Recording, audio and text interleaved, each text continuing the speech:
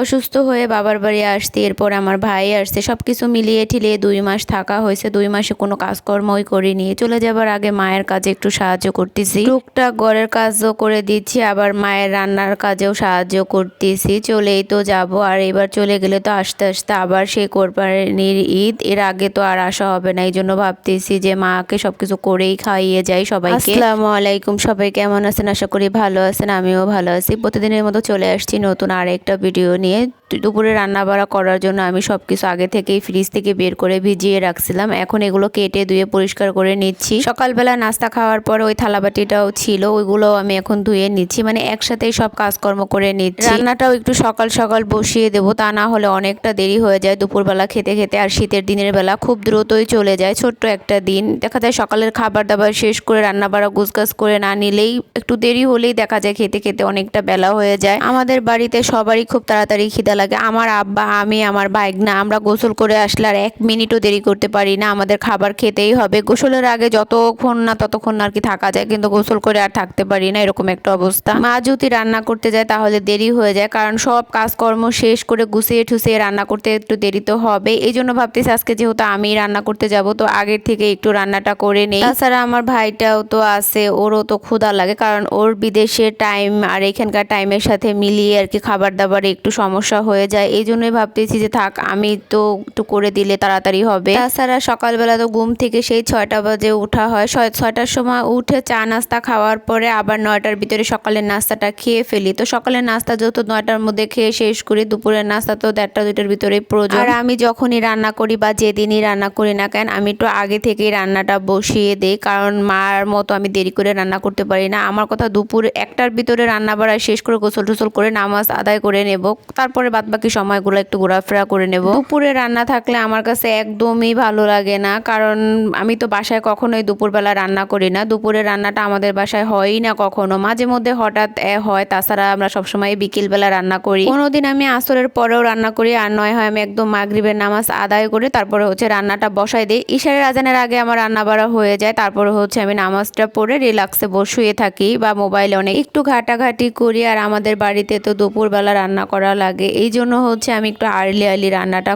বসিয়ে দেই, যেহেতু আমার অভ্যাস নাই বাসায়, তাই মার বাড়িতে একটু কষ্ট হয়ে যায়। আগে থেকে গুছিয়ে না নিলে আমি খুব তাড়াতাড়ি করে রান্না করতে পারি না, এটা আমার একটা বদ অভ্যাস। আমি সবসময় সময় নিয়ে গুছিয়ে নেই, তারপরে হচ্ছে আস্তে আস্তে রান্না করি। মা খুব দেরি করে রান্না করতে আসলেও কেন যেন তাড়াতাড়ি হয়ে যায়, আমি আবার এত তাড়াতাড়ি রান্না করতে পারি না, আমি বাসায়ও এবং এইখানেও। তো আমি সব কিছু কেটে ধুয়ে একদম পরিষ্কার করে এখন রান্না করে চলে আসছি রান্না বসানোর জন্য। অলরেডি আমি এক চুলায় ভাত বসাই দিয়েছি, আর একটা হচ্ছে মাছটা ভেজে নেব। লাকড়ির চুলা একটা দিক দিয়ে খুব ভালো লাগে, একেবারে লাকড়ির চুলার ভিতরে দিয়ে হচ্ছে জালটা জ্বালিয়ে দিলে সুন্দর গ্যাসের চুলার মতো জ্বলতে থাকে, আমার কাছে খুব ভালো লাগে। আমি রান্না করতে বসলে এইভাবে রান্না করি। মা রান্না করলে সবসময় পাতা সাতা আবিজাবি দিয়েই রান্না করে, উনি জানি কিভাবে রান্না করতে পারে, আমি পারি না, আমার কাছে প্রচন্ড পরিমাণে ধোঁয়া হয়। এই জন্য আমি সবসময় লাকড়ি বা চলা আর কি যেটাকে বলা হয় ওইটা দিয়ে রান্না করি। আর মা যখন আমি রান্না করি তখন ওইগুলো দিয়ে রান্না করতে বলে। চুলার ভিতরে লাকড়িগুলো সেট করে দিয়ে হচ্ছে আগুন জ্বালিয়ে দিলে গ্যাসের চুলার মতো আস্তে আস্তে জ্বলতে থাকে, তেমন একটা লাড়াচাড়া দেওয়া লাগে না, সুন্দর রিল্যাক্সে বসে বসে আর কি রান্না করা যায়। আমি যদি পাতা দিয়ে জাল দিই তাহলে তরকারি আর কি খাওয়ার মতো থাকে না, একদম ধুমা ধুমা গন্ধ হয়ে যায়। এই জন্য আমি কখনোই পাতার জালে রান্না করি না। কিছুদিন পরেই হচ্ছে পাতার জালে রান্না করা পড়ে যাবে, কারণ আমাদের বাড়ির পুরো বাড়িতে যত গাছপালা আছে সব গাছের থেকে পাতা পড়বে, ওই পাতা দিয়ে হচ্ছে আমার মা রান্না করবে। আমাদের বাড়িতে আশেপাশে যে পরিমাণ গাছপালা আছে, এত পরিমাণে পাতা হয় যা দিয়ে আমার মা প্রায় 6 মাসের মতো রান্না করতে পারে, এত পরিমাণে পাতা পড়ে। তাছাড়া বেশিরভাগ পাতাই দেখা যায় এদিক সেদিক পড়ে যে পচে যায়, নষ্ট হয়ে যায় বা তুলতে পারে না মা। যতটুকুই হচ্ছে ঝাড়ু দিয়ে আর কি তুলতে পারে, ওইটাই হচ্ছে সুন্দরভাবে একদম গোছগাছ করে রেখে দেয়, আস্তে আস্তে প্রতিদিন ওইটা দিয়ে রান্না করে। তাছাড়া গরুর খাবার রান্না করতে তো প্রচুর পরিমাণে লাকড়ি লাগে, এই জন্যই হচ্ছে মা পাতাটা দিয়ে বেশি জাল দেয়। ওই পরিমাণ রান্না যদি চলা দিয়ে জাল দেয় তাহলে বেশি একটা দিন যাবে না চলা, কারণ গরুর খাবার তো প্রচুর, 2 বেলা রান্না করতে হয়। কথা বলতে বলতে আমার মাছ বোনাটা হয়ে গেছে। আজকে হচ্ছে ইলিশ মাছের দু পেঁয়াজা বেগুন দিয়ে আর হচ্ছে পোলট্রি মুরগি। আমার বাইগনা কোনো মাছ খেতেই চায় না, ও পোলট্রি মুরগিটাই পছন্দ করে।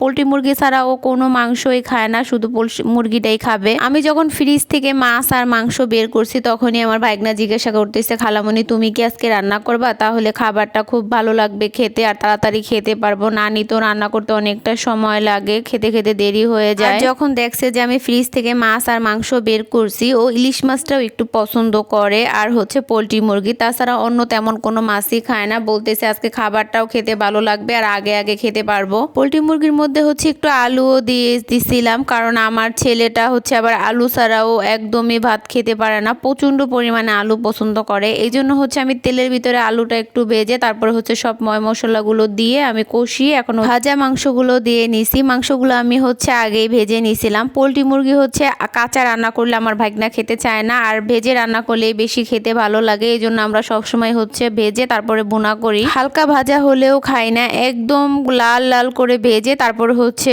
বেশি করে মশলা দিয়ে ভুনা করে আমরা রান্নাটা করি। ঝালটাও একটু বেশি দেই, কারণ পোলট্রি মুরগি ঝাল না হলে ভালো লাগে না, এই জন্য একটু ঝাল ঝাল লাগলে খেতে ভালো লাগে। কথা বলতে বলতে আমার রান্না শেষ হয়ে গেছে। তারপরে হচ্ছে আমি গোসল টোসল করে দুপুরে নামাজটা আদায় করে হচ্ছে আমি এখন খাবারটা খেয়ে নিচ্ছি। বাকি সবার খাওয়া হয়ে গেছে, শুধু আমিই বাকি আছি। আজকের এই ছোট্ট ভিডিওটা কেমন লাগলো সবাই কমেন্টে জানাবেন। ভালো থাকবেন, আল্লাহ হাফেজ।